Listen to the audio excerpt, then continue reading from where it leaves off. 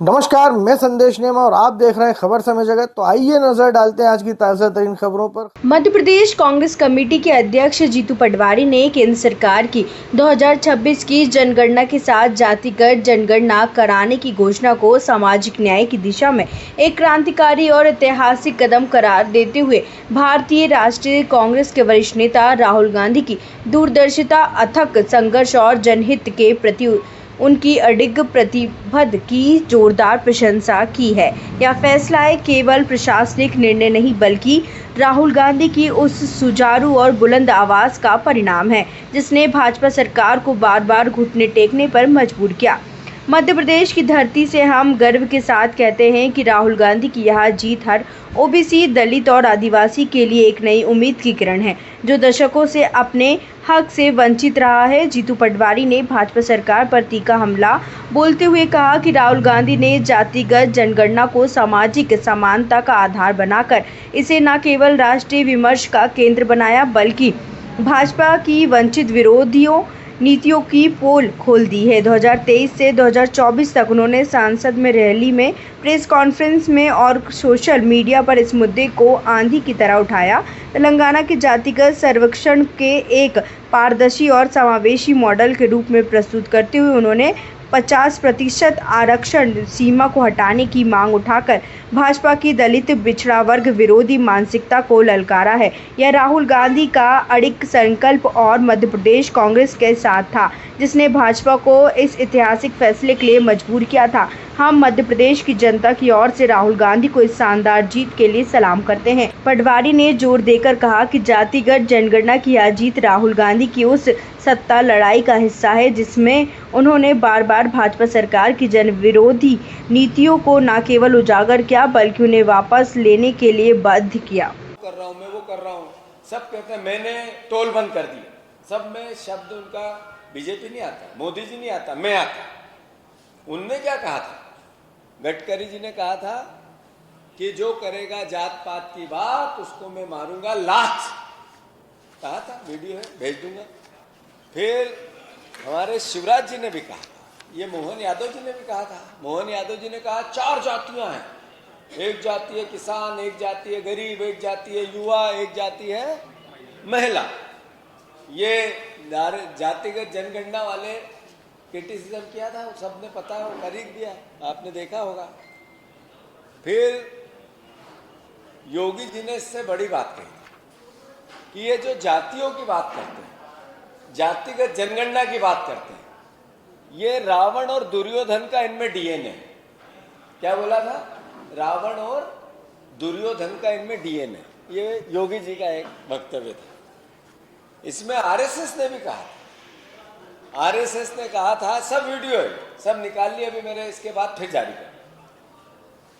उनने कहा था कि समाज की एकता और अखंडता के लिए जातिगत जनगणना खतरा है। राहुल गांधी जी ने क्या कहा था? राहुल गांधी जी ने कहा था कि इस देश में अगर सच्चा विकास चाहिए तो गरीब की पहचान बहुत जरूरी है, और गरीब की पहचान का कोई साइंटिफिक तरीका नहीं हो सकता जब तक इसकी गणना नहीं हो। क्योंकि हमारा देश अस्वीकार नहीं कर सकता कि हम एक तरफ बीजेपी, नरेंद्र मोदी, भारतीय जनता पार्टी ये कहती है कि शादियां कहाँ होगी, सर्वविदित है, वो बताते हैं यहाँ। वो कहते हैं समाज में किस तरीके का बनना चाहिए, तो वो कहते हैं सामाजिक समीकरण जैसे वैसा बनना चाहिए। वो वर्णों की बात करते हैं, वर्णों की बात सबसे ज्यादा नरेंद्र मोदी करते हैं, बीजेपी करती है, आरएसएस करती है। और फिर एक तरफ कहते हैं जाति का आधार नहीं होता, यानी देश के सामने झूठ बोलते हैं, देश को गुमराह करते हैं और कट्टरता और नफरत के लिए देश को अलग अलग तरीके से बांटते हैं। अभी एक बात आती है ना, वो कई जातियां हैं और अलग एक यात्रा निकाल रहे हैं लोग, जातियों की बात नहीं करते, जात पात छोड़ दो, और है ना, ऐसी बातें आती है। सब बाकी चीजें समझ जाओ, मैं बोल नहीं पाऊंगा, मीडिया में चल जाएगी थोड़ी आप लोगों की। कुल मिला के कहानी है कि ये राहुल गांधी जी की जीत नहीं है, ये इस देश के गरीबों की जीत है। ये जीत है इस देश का वो आदमी, वो साथी जो पीछे बैठे हैं। साथियों, मेरा आपसे आग्रह है, भैया थोड़ी देर मदद करो, चश्मे वाले भैया थोड़ी देर मदद करो। जो राहुल गांधी जी बात करते हैं वो एक दिन का प्रयास नहीं, वो देश की आज़ादी, जब देश विकास हुआ, देश की आज़ादी हुई और देश का विकास चालू हुआ, तभी से जो कांग्रेस पार्टी की सोच और उसके विचार ने जिस तरीके का देश बनाने का सपना देखा था, उसमें बाबा साहब अम्बेडकर ने जो विचार दिया था मौलिक अधिकारों को और सामाजिक आर्थिक राजनीतिक समानता की लड़ाई को, इस देश के नागरिक को समान अधिकार मिले। स्वाभाविक है आरक्षण उसका एक हिस्सा था, समानता को लेकर कि समाज में जिस तरीके की ऊंच नीचे आर्थिक राजनीतिक और सामाजिक उसको इक्वलिटी पे लाना है, उसी में संविधान निहित था। फिर जब इंदिरा जी ने कहा कि गरीबी हटाओ, तो स्वाभाविक था कि जब गरीबी हटाओ का नारा दिया था तो उसमें किस समाज और किस जात और किस धर्म के व्यक्ति को नहीं देखा गया, गरीब की बात की। जब उसकी मजाक अभी शिवराज जी ने उड़ाई, उनकी बात करूंगा मैं आगे। फिर उसी पेरापे में राहुल गांधी जी ने, राजीव गांधी जी ने करप्शन की बात की थी कि गरीब तक पैसा नहीं पहुंचता है जो हम पहुंचाते हैं। वो लड़ाई क्या थी, उसका जो अंतर मन का जो भाव था वो क्या था कि गरीब के लिए संसाधन जुटाने में पारदर्शिता लाना। राहुल गांधी जी पिछले 10 साल से एक ही बात कर रहे हैं, जातिगत जनगणना, और नरेंद्र मोदी जी पिछले 10 साल से उसकी मजाक, उनकी उस भावना की मजाक उड़ाते हैं। संसद में इस बात को लेकर उनके सांसद उनको गालियां देते हैं। उनके भारतीय जनता पार्टी के 500 से ज्यादा विधायकों ने जातिगत जनगणना को लेकर कितनी खराब बातें की, गूगल पे जाओ सर्च करो मिलने लगी। उनके सांसदों ने कितनी अलग अलग तरीके से, वाहियात तरीके से देश में नफरत फैलाई जातिगत जनगणना को लेके राहुल गांधी जी के खिलाफ। गूगल पे जाओ आपको मिल जाएगी। नरेंद्र मोदी, योगी, गडकरी, शिवराज, अपने बीजेपी के और सारे सांसद, कई मंत्री, सब ने जातिगत जनगणना, यहाँ के फाइनेंस मिनिस्टर, सब ने इसको नकारा। और राहुल गांधी जी ने जो कहा आपने सुना। ऐसे 2 लाख वीडियो मिलेंगे उनके, 2 लाख, 1-2 नहीं मिलेंगे। भावना क्या है? भावना है कि इस देश में 78% लोगों के पास देश की सिर्फ 78% संपत्ति, 78% संपत्ति 13% लोगों के पास रहेगी, और जो बची हुई संपत्ति देश के बाकी लोगों के पास रहेगी। इतनी आर्थिक असमानता, वो लोग कौन है? जब हम राहुल गांधी जी भी ये बात करते हैं कि मीडिया, आप लोग सब इसको बहुत अच्छे से एहसास करोगे कि वो जब ये कहते हैं कि मीडिया में भी एक गरीब वर्ग है, तो यहीं बैठे हुए आप परिवार के लोग हो, आप अपनी अपनी आर्थिक स्थिति का आकलन करो और राहुल गांधी जी का है तो सपोर्ट करो या उनका विरोध करो। अपनी अपनी आर्थिक स्थिति चेक करो अपने अपने संस्थान में। तो ये पराभाव जो हो रहा है कि कोई संस्थान सरकार द्वारा चलता है और उसका पालन पोषण सही हो रहा है, पर उसमें कर्मचारी जो काम करता है, जो जर्नलिस्ट काम करता है, जो मीडिया का साथी काम करता है, उसके हालात क्या है?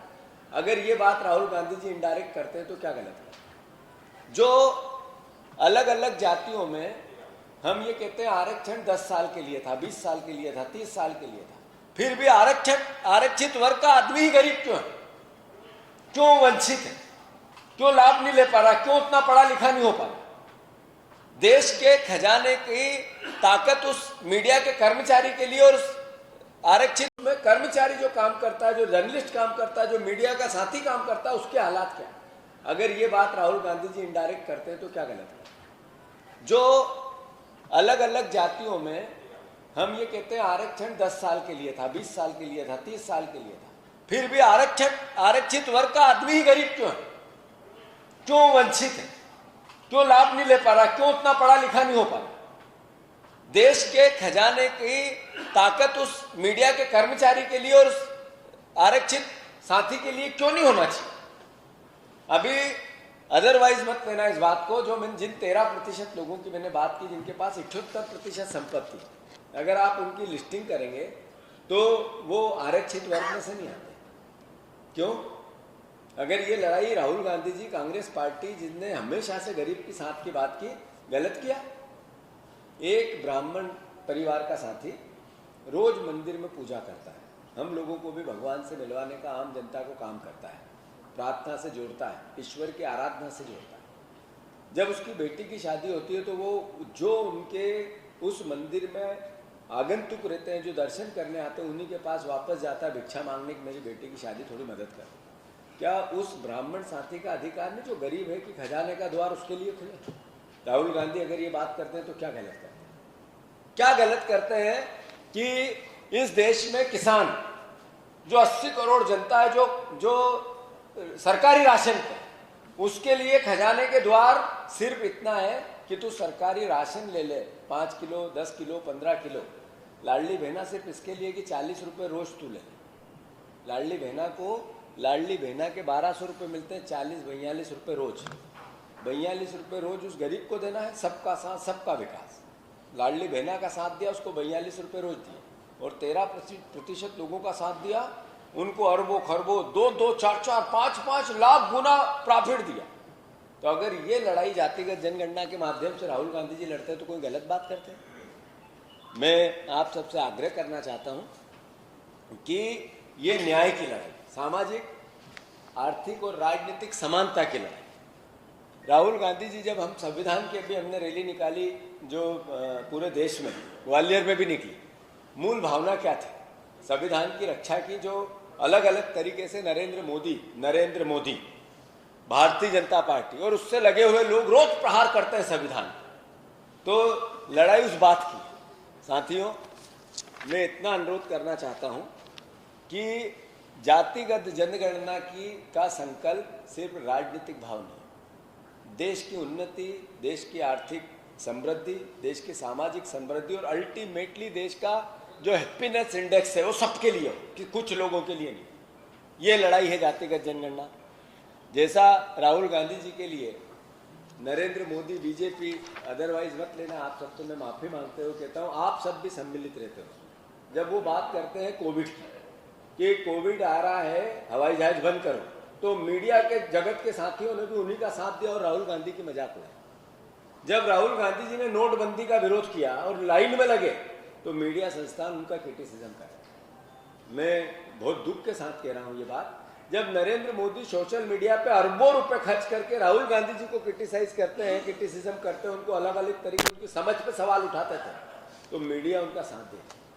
अल्टीमेटली नुकसान इस 10 साल में नोटबंदी का सिर्फ राहुल गांधी अकेले का तो नहीं हुआ, कांग्रेसियों का तो नहीं हुआ, आप सबका भी हुआ, देश का भी हुआ, गरीबों का भी हुआ।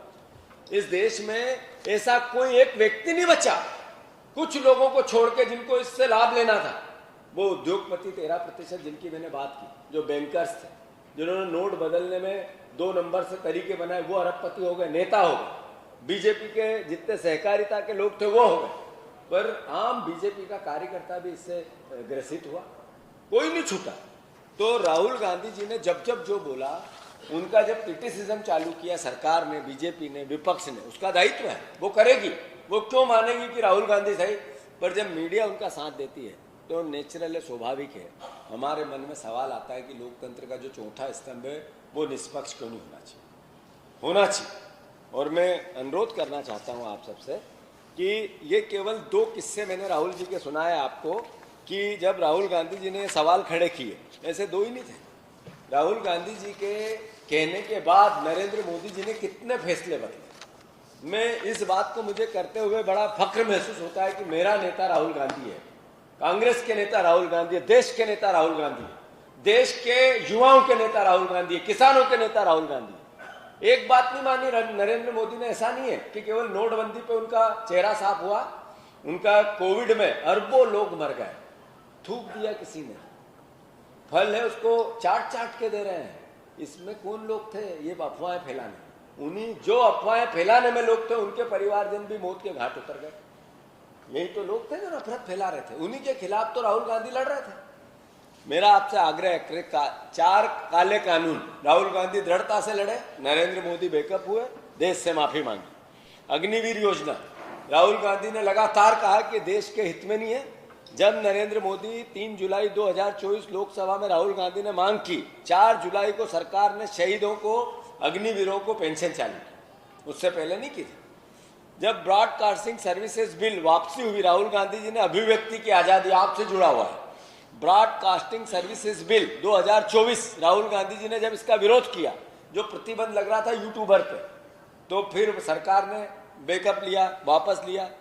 लेंटर एंट्री भर्ती रद्द 2024, आरक्षण विरोधी बताकर 2024 में 45 भर्तियों को रद्द करवाया था राहुल गांधी जी ने। इसीलिए इसी बात पे तो मैं बताना आपको ये चाहता हूं कि राहुल जी जो बात करते हैं देश के मर्म की बात है, विपक्ष में भी देशभक्ति की बात करते हैं, देश के प्रति अपने दायित्व की बात करते हैं। रेलवे की कुलियों की बात हो या जीएसटी की दरों की बात हो, चाहे नोटबंदी जैसा कोविड मैंने कहा ही सही, आर्थिक दूरदर्शिता के लिए जब एक हम कार्यक्रम लेके आए थे कि 72,000 रुपया पर व्यक्ति के खाते में डालेंगे, गरीब के खाते में। सराठे की भोपाल से एक खास रिपोर्ट। ऐसी रोचक खबरों के लिए जुड़े रहिए खबर समय जगत के साथ। नमस्कार।